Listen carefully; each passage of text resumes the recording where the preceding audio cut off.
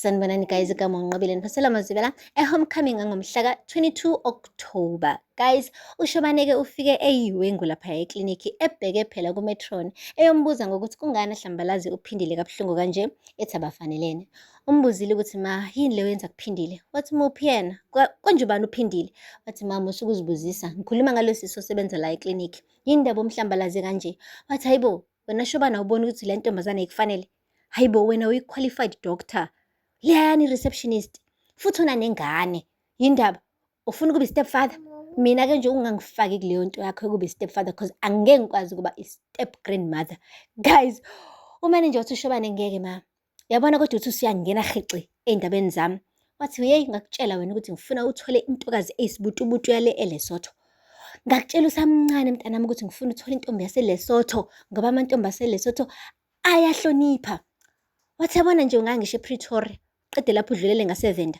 Kuthiwa induku enhle igawulwe ezizweni Shobane.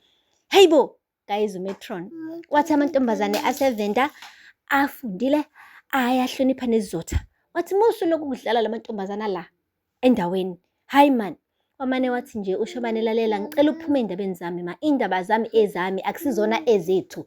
Wathi hawu ngoba nakho ngeke ulifake ulikhiphe leli gama elithi zethu.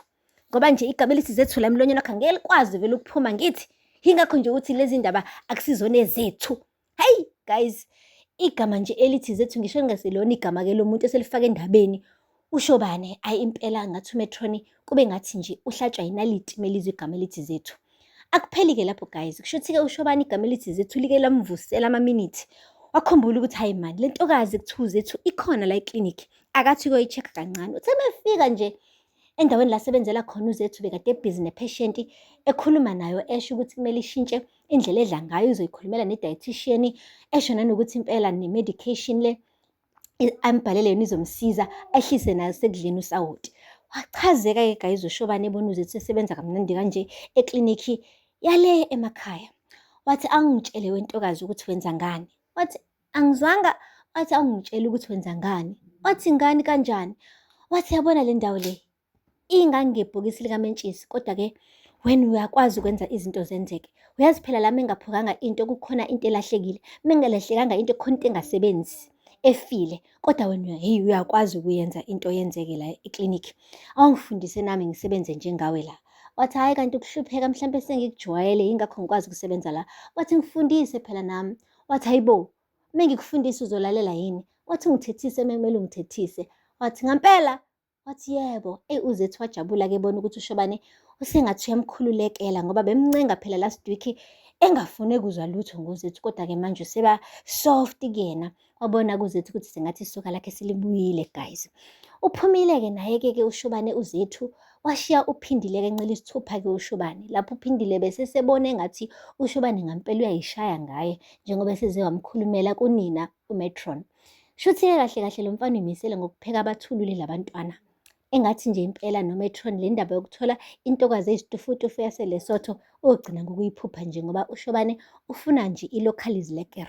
Ufuna amantombazana la nje endaweni kuphela and uyawadlala guys. Left, right and center. Ungekudala nje bekade ekhala uzethu naye ebona intombi entsha lapha ifike qathatha emagcekeni akubo. Kodwa-ke manje usebuyile futhi-ke uShobane empilweni kazethu guys. Ayi kaziyozala nkomola. Akupheli-ke lapho guys. Siyakhumbula-ke ukuthi kuke kwafika uMusa-ke guys laphaya kubo kazethu ecela nje indawo yokufihla ikhanda ubusuku obubodwa. Ekuseni-ke uzethu umenzela ukudla wadla umfana engathi kade alamba. Yeyi bekade engasagunyi ngisho ukugunya bekade nje ephosa konke ukudla kugcwala umlomo same time. Hayi uzethu wamnikeza namaphilisi-ke wamtshela ukuthi kodwa kumele asheshe ahambe ngoba ngeke akwazi ukulala okwesibili laphaya. Washo-ke umfana ukuthi cha yena akayimisele neze ngokubuyela ejele. Yena uselungile manje akasenalo udlame kodwa kubonakala nje ukuthi amehlo akhe ayagwajaza ngathi lokugula ngekhanda sekubuyile manje njengoba nje beke bamvalele ejele. Guys, akupheli-ke lapho. Uthe uzethu esesesibhedlela-ke kwafika uSifiso efunana naye uMusa. Angazi yini lemtshelile ukuthi waziwa uzethu kodwa-ke kuye kushiwo ukuthi amaphoyisa anayo lento yawo nje ukuthi awusole umgqakazo njengenkukhu. Guys, uthe mefika nje laphaya uzethu wamane wagwajaza. Wathi wentokazi wami uzethu. Wathi udokotela uHlongwane ngicela ukubuza ukuthi awukaze yini wabona nje isibosha eseqile esigula ngekhanda? Wathi, lo muntu megula ngekhanda ngabe weqe kanjani? Wathi nami-ke yile nto engiyibuza yona kodwa ngiyacabanga ukuthi khona isandla sempene, khona umuntu omeqisile. Wathi, hhayi mekuthi ngiyambona ngizokwazisa. Wathi, hhayi bo, usuyamazi yini igama lakho uthi ubani lo ngikhuluma ngaye? Wathi, wathi ngikhuluma ngoMusa. Wathi, hhayi njengoba kade ngishilo ukuthi mengimbona ngizokwazisa. Wathi, yini engikusole njengathi uyamazi ukuthi ulaphi? Wathi, yini ekwenza ukuthi ucabange kanjalo? Yini ekwenza ukuthi ungisole? Wathi, uqonda ukungitshela ukuthi mengifika lapha kohlongane ngipequlula yonke into ngeke ngimthole uMusa? Wathi, hhayi, ofisi uSifiso ucele nje ukuthi afihle ikhanda ubusuku obodwa. Wathi, nazo-ke yabona ngiyakubopha-ke manje. Yeyi guys, ngoba uSifiso akasamfuni uZethu nala ehambe ngakhona. Ujabule kabi meza nje ukuthi uZethu yena umfihlile, wafuna ukumbopha same time. Wathi, yabona uma ungafuni ngikubophe, landa isikhwama sakho siyahamba manje. Ngingaze ngiwushintshe umqondo. Hamba ungikhombisa ukuthi ulapho uMusa. Nangampela kuZethu-ke kade emthembisile uMusa ukuthi ngeke amdayise namaphoyisa kodwa bengena-choice, bekumele amdayise guys. Umane nje wathi, Musa, waqhamuka uMusa lapha ehlathini. Wathi, hawu Zethu uyangidayisa?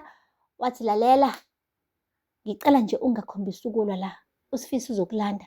Wamane wacisha isitina ubhuti. Wathi nje uma wasondela nje uSifiso eduze kwakhe uzomphahlaza ikhanda. uSifiso wamane wathi, lalela ngiphethe isibhamu, ngisemsebenzini, ungalinge ungiqale. Yeyi guys, omakhelwane bengasawathathi kanje ama-photos nama-videos, befuna ukuphosta ko-TikTok nako-Facebook. Yeyi guys, umane nje uSifiso wasondela. Ayi, noMusa wathi uyasilahla isitini baba ekhanda laSifiso. Kwasho ukuthi uSifiso kuwujimile guys. Wasibamba isandla sikaMusa. Wathatha lesi sitini wasilahla phansi, bashuqana. Hhayi kwasho kona ukuthi-ke kugcine sekusiza ukuthi ubani owondliwe kakhulu lapha. Kushiyene ukondla kwabazali-ke guys. Kwacaca ukuthi hhayi bandla uMusa, mncanyana bandla, uwumkhwephana.